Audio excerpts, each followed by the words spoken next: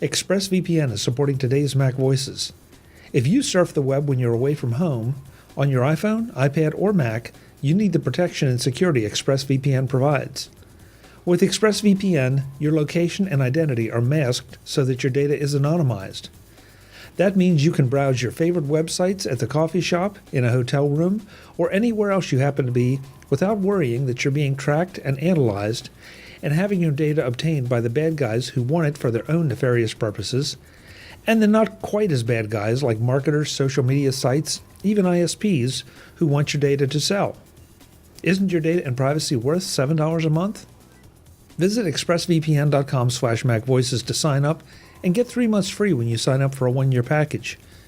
That's expressvpn.com/MacVoices for the iPad, iPhone, and Mac. Take back your privacy today.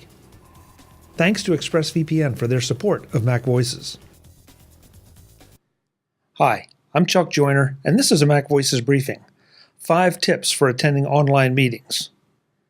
Folks, some of this may seem very obvious, but now we are all participating more and more in online conversations, and especially of a media variety. It might be conference calls, audio conference calls, might be video conference calls.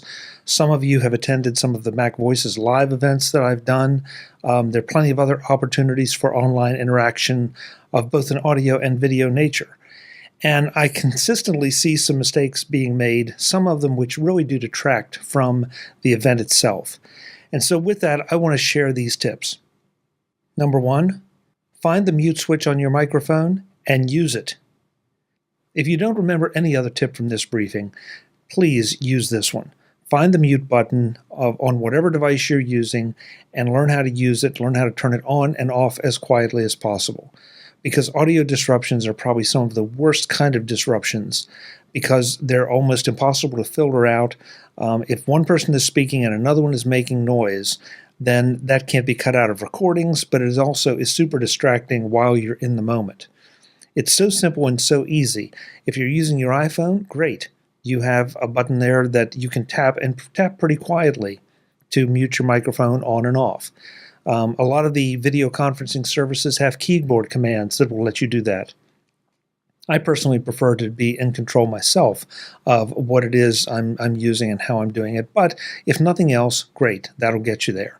But by all means, please, if you're not participating, if you're not talking and you're just listening, please mute yourself. Number 2, hands off your phone. This sort of goes in conjunction with number 1. But if you are not using the mute button properly, then for heaven's sake, put the phone down and leave it there, because every time you move the phone a little bit, it bumps against your face while you're holding it, or even as the act of laying it down on a desk somewhere sounds like a small earthquake to everybody that's on the phone. So make your call, get yourself set up, put your phone down, and then leave it there. Number 3, find a quiet location. Do you sense a theme here?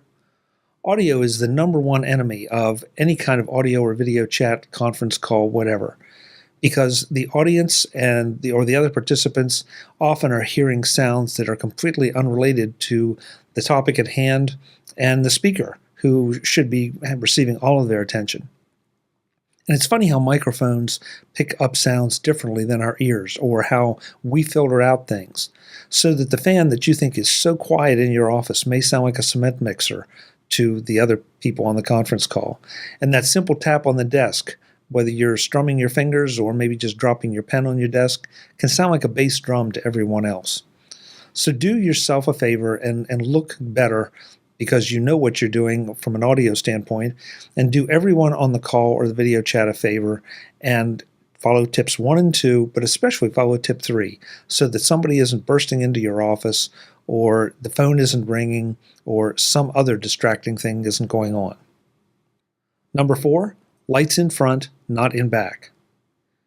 This is such a common mistake, and it's easy to make the mistake, but it's so simple to correct too. Sometimes it's just a matter of angling the camera just a little bit away from a light source that is behind you.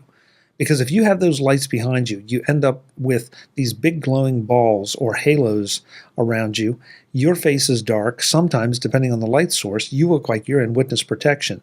Nobody can see you. Nobody can see what you're saying or that you are participating. And so if you have light sources behind you, turn them off, find some light sources to put in front of you.